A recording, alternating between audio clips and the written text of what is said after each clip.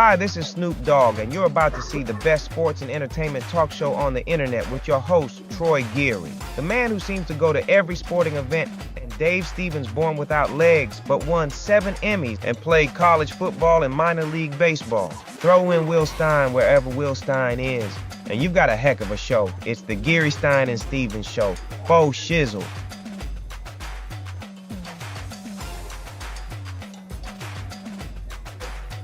All right, welcome back to Radio Row, and I have got a special tasty treat for you in this segment. We have not one, but 2 people from the NFL Taste of the NFL, and it's going to be a great weekend. It's a great charity initiative, but I've got my old friend Andrew Zimmern, who is a worldwide travel chef connoisseur. He has eaten, in fact, our first time we ever met, you told me the weirdest thing you ever ate was Sasquatch, and I never followed up of where you found Sasquatch to eat. And next to him, hey, this is our first Heisman winner ever on the show. We've had Hall of Famers and we've had Cy Young Award winners and MVPs, but I have the legendary Doug Flutie sitting here as well. He's also a part of the Taste of the NFL. And Doug, how are you making Flutie Flakes a part of the NFL this weekend? Been trying for years. Been trying to mix that in. We actually had a really good candy bar. Yeah. Flutie Flakes in it. That was awesome. I bet. And my wife used to love them right out of the box. But it's a little higher level of taste. Well, I think Andrew would crumble them up and make some sort of coating, right? I would crush a bowl of Flutie Flakes right now. Are you kidding me? Who doesn't love a Flutie Who Flake? doesn't love sugar? All right. Put the sugar in the cereal. That's exactly right. Even if the non-sugar cereal. That's exactly right. Let's have that. That's right. And the Taste of the NFL is so important. It's a chance for the fans to meet players, chefs, Tim Love, all of the people. Marie Rosh is here. You know, we've got everybody. But tell us, Andrew, what this really is all about. Well, it's a 33-year tradition. It's been produced by Gen Youth for the last 5 years. And the goal is to eliminate childhood hunger in America. The best way to do that, and it's Gen Youth's mission, is to do that through students in schools. We have the distribution points. They're called schools. 99% of young people in America are not homeschooled. They are in schools. And if we can develop programs to teach them about nutrition, to get them moving and into physical activity, if we can feed those that are hungry, we can, if we do it right, statistically eliminate childhood hunger in America. And anybody who raises their hand and said, yeah, I'm for keeping children hungry, I'd like to meet them in an alley somewhere, because I think it is reprehensible that in the greatest country in the history of the world, we have hungry children. Now, we do this through an incredible party with a purpose. We're so lucky to have, globally recognizable and famous players, legends, Hall of Famers, everyone in between come to this event. Some of the best chefs from outside of New Orleans, some of the best chefs in New Orleans. tasteofthenfl.com. I do believe we have a hand with, they saved 100 tickets and put them on. So if you're coming in and want to participate, please do. And one of the joys for me of doing this for as long as I have is I get to hang out with people that I watched growing up, like my friend Doug. And it's great that we have the love and attention of people like Doug Flutie, who can give us the platform to make a difference and a change. And it's great to have Doug here. It's the first time I've ever had somebody my size that I've ever been able to interview. Doug appreciates my humor. And Doug, what brought you into this program and event? Number one thing is Taste of the NFL is with Gen Youth and supporting nutrition and so that's the number one. And number two is just an opportunity to mix and mingle in the NFL. And then being the Taste of the NFL, great food, bounce around. And Radio Row is very similar to this. For a lot of the athletes, it's like class reunion. Go over. They said I'll be sitting and signing autographs for an hour on Saturday. And you bump into guys you played with, played against, hang around with. And you only get to see them once in a while. So it's a really cool venue for that, for the players themselves, and then just to mingle with the fans. What do you got up your sleeve for us this week? Who are you representing? The Bills, Bears? Actually, with this, it's representing Taste of the NFL, and also I'll be able to go with Pepsi. But I'm representing myself and just having fun and being out. I played a flag football game tonight that I played in for 27 years. I'm getting demoted I'm getting demoted. No. Like, I'm no longer the starting quarterback. What? RG3 comes in and takes my spot. No more That's high football. outrageous. And then he got hurt at halftime last year, and I had to bring us back from 20 points down until Hail Mary in the last play of the game to win. I was there for Hail that. Mary. I was there Sounds for that. familiar. Yeah. So You had one of those I before, think I'm didn't you? retiring off that one last year and just going to be just kind of be part of it and play a little bit and step back. I am 163 years old. Well, Doug, you talked about the camaraderie, and I hear that when we talk to the ex-NFL players of missing that locker room, that brotherhood that you guys had, and when you go away from the game, it's a big loss. It really is. You miss that post game, guys get together, whether it's going to dinner together or just hanging. That locker room feel is what everyone. I play adult league hockey. And I play adult league baseball just for that feel. The guys getting together, having a game to look forward to, the after the game hangout, the talk in the dugout, the chirping. All you miss that, and it's really cool when you get back at Super Bowl for the different activities. It's because it could be 3 or 4 hours of just doing interviews can be 100%. It's not, because you want to plug it into all your own pockets, and it's a blast. Yeah. I'll tell you, it's my favorite day of the year is Radio Row because I get a chance to mingle with the people who I watch play my favorite sport, and it's just a joy for me. And I have, over the 33 years, collected a lot of friends in this league, and it is. I tell all my friends, everyone should get a chance just to walk around this room and see what's going on. I was talking to Doug before the microphones came on, and he reminded me that he's put on pads for 33 years. 35 years. So if you take that away, of course you're going to miss it. For chefs, Super Bowls are great because, all the corporations fly in, folks like me, who have restaurants, do stuff on television. We do as much as we can during the Super Bowl to promote the charities and the events that will have us or would like us to be there. For us, it's like summer camp too. They're friends that I see once or twice a year, but I know I see them at Super Bowl. Food and football. It used to be Thanksgiving was the number one food day in America. It's now Super Bowl Sunday and has for about 12, 13 years statistically. More food is bought, prepared, and eaten on Super Bowl Sunday than any other single day of the year in America. It tells you how much food and football go together. Yeah, now you see Matthew McConaughey, he's jumping into the food business as far as hawking it, Everyone is. But what do you guys do? What do you chefs do? Do you get together and taste wine and food and say, I can make better quiche than you? Or what do you guys do when you get back together? What happens. No, you know what we do? We talk about our kids, we hang out, and we relive that camaraderie of being in a restaurant kitchen. The reason that I loved restaurants was that I went in every day. We knew service was at 5:00. It is a grind. You're with your family. We call them teams. And, now that I'm not in a restaurant every day and my career has shifted into a lot of other things, I miss that. So you get a chance to go out and hang out with your buddies. And at Taste the NFL, I'm making a killer gumbo. I thought, why not bring Coles to Newcastle? Let's embrace this city. So we get a chance to, give each other crap about each other's dishes, critique them mercilessly, and just like you said, just chirping each other like crazy. It's amazing how sports and kitchen teams and sports teams have so much in common. At a certain point, you cannot stand on a kitchen line 12 hours a day, every day, and if you're lucky, you have other talents and you can transition. And I've been blessed to have an incredible career after leaving kitchens. But you yearn to get back into it. And you talk about the foods that are going to be available. Can you just give us a sample of what we might be able to taste and see? Oh my gosh! I mean, we have restaurants from Willie Mays all the way down to Brennan's, cooking all of the best foods that New Orleans has to offer. I'm doing gumbo. I think Mark Bucher is doing his incredibly famous steak sandwich. Carla Hall is going to be there. Tim Love is bringing all of Texas barbecue. with him. So Lashida Perry's doing some insane desserts.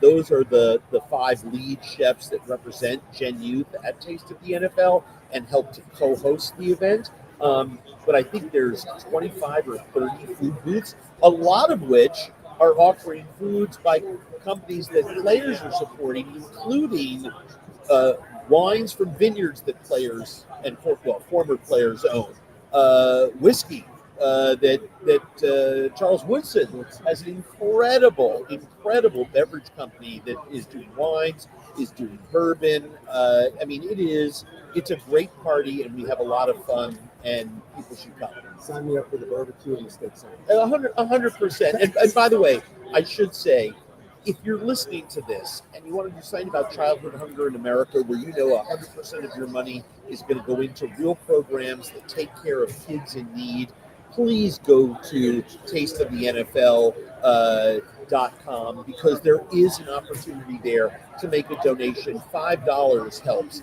And if you can't, if you've heard something today from one of us or see it on the website, email all your friends and tell them enough with childhood hunger, please, because we need to get past this. Raising money for kids in need is something that I think we need to be done with. And I just pictured Doug walking around with a big plate, tasting something, and go, she'll like it too.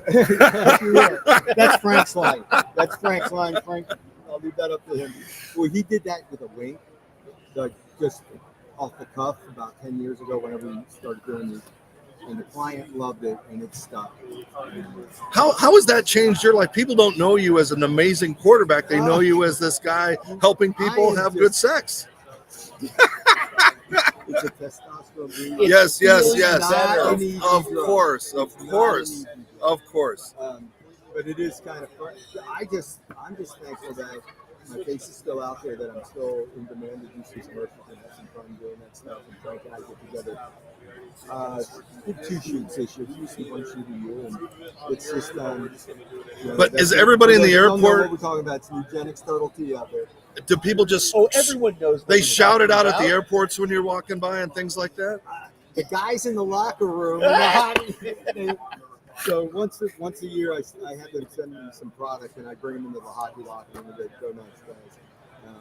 But it's it's so funny. They played 21 years of professional football. I know. I did Dancing with the Stars. Yep. The next generation are younger people. They only knew from Dancing with the Stars. Now I'm doing the eugenics commercials, and that's all they know. That's all they know. But believe me, you paint 1,000 pictures, no one calls you an artist. But you do one eugenics commercial. Well, at least we weren't talking about an arrest or anything like that, so that's cool because he's had such an amazing career. Let's talk a little bit about that. I appreciated your career as a kid because, again, not having legs, I'm little, I'm a short guy. You battled that where they said he's not going to make it in the NFL, but you had a successful career in both the NFL and the CFL. Like, what was that like? Those struggles early, and could you compete today? Today, well, I'm 105 years old, so I don't know. But if I were young today and playing. The style of this game really suits me. It's what we did when I was in Canada for 8 years. And they didn't want you to do that. It was looked at as a negative if you took off. You're being undisciplined. You're not standing in the pocket, blah, blah, blah. But boy, the game's changed. And the rules have changed along with it to allow a little more of the running quarterback and the RPO game and things of that nature. But I would have loved it. The resiliency, bouncing back. When things aren't going your way, people telling you no, and there's just a desire within you and a chip on my shoulder for life to prove people wrong and that I could do it. I remember Joe Paterno saying that I didn't know I was too small to be doing the things I was doing. You just didn't know. Well, of course, you put on your helmet and you're not worried. You're focused on the game. Now, you know what's intimidating? You talk about put on your helmet and play. After I retired, or if I went to a game and I was in street clothes on the sideline, that's when you get intimidated. When you see this, when you're not in game mode in your own head, and you're standing there and you see this full speed collision coming at you towards the sideline and the size of guys, that's when it can be intimidating. So, do you guys have a prediction?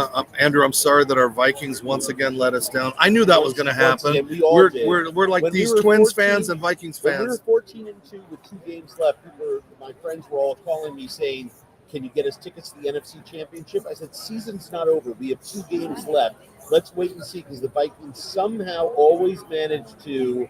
However, I really believe we have a great GM. I think O'Connell's a great coach.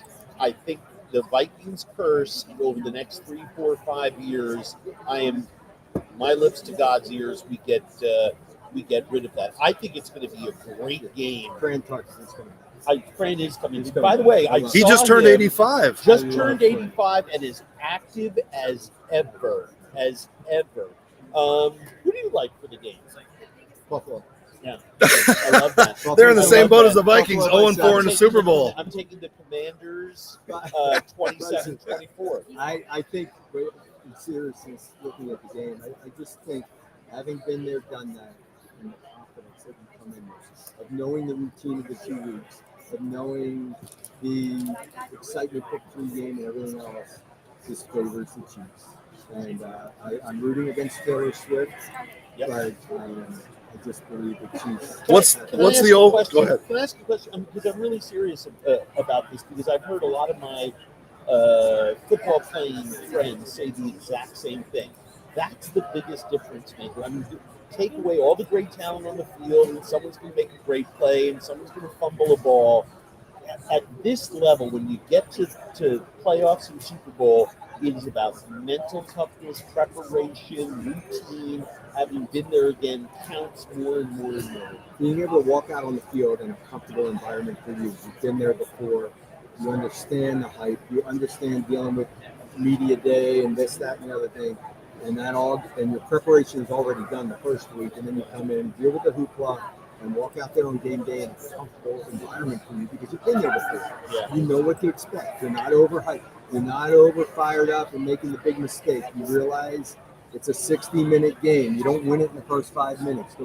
You can lose it in the first 5 minutes, but you don't win it in the first 5. So don't make that stupid mistake early. I've always the fine line is between playing loose and relax and not turning the ball over and having to do it. Amen. I just don't know how you would ever, until he loses, you can't bet against Andy Reid and Patrick Mahomes. I don't know how you do. Oh, there's a guy next to you can't bet against either. One of the most tenacious fire plugs that I've ever seen. I remember being in my room, in my parents' apartment, watching Doug's career, in Boston, and watching all those games, including the most famous of them all, and his career, and always being a fan. So a couple years ago when we met through all this stuff, it was a dream come true for me, and that's what I think takes the NFL as an event. It's why everyone calls it the best party in town before the game, because you get a chance to meet your heroes and get a chance to talk to them, and spend some time eating and drinking for a good cause. All right, before we let you go, Doug, other than the obvious play, what would be second in your memories of your greatest achievement in the college or pros? A big part of my career was coming back from Canada, and my first start in Buffalo. We were playing an undefeated Jacksonville team, and we went the length of the field with under a minute to go, no timeouts, and I ran a naked field goal again to win that game. And that was kind of the springboard of my comeback career, and that was huge for me. Other than that, people don't really get it. When I was playing for Calgary, we won our my first championship. And to get there, we hit our AFC NFC championship game. We had to go the length of the field with a minute 18, no timeouts, and 88 yards. And think that win and winning my first championship was huge in my career. So where's the Heisman? Is it a doorstop? Where do you got that thing? You should be carrying it around your neck, right? My wife and I were laughing about it. I had to take the Heisman somewhere, and we were actually driving to the state of the hotel. And I used it as a doorstop in the hotel room. And Gotta get the bags in the door somehow. That came up the other day because the lock on one of the doors was broken. I said, just put the Heisman behind it. We're good. All right. On that note, what a great opportunity to spend some time again. Andrew, there are still tickets available? There are still some available. TasteTheNFL.com. Make a donation. Spread the word. Awareness is as important his money. And for all those who are, coming to the game and coming to the event, Doug and I will see you there. Can't wait. And I think he's going to gain about 5 pounds this weekend. 3.5. Yeah.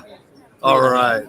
Gentlemen, thanks for being a part of this. And again, please go and support. And as Andrew said, we have to feed our children, and we got to continue to do that. So, all right, we are here on Radio Row. The stars just keep coming. This was a lifetime moment for me. Continue to follow us on all social media platforms. We will be back in just a little bit with more guests. You're watching Geary Style.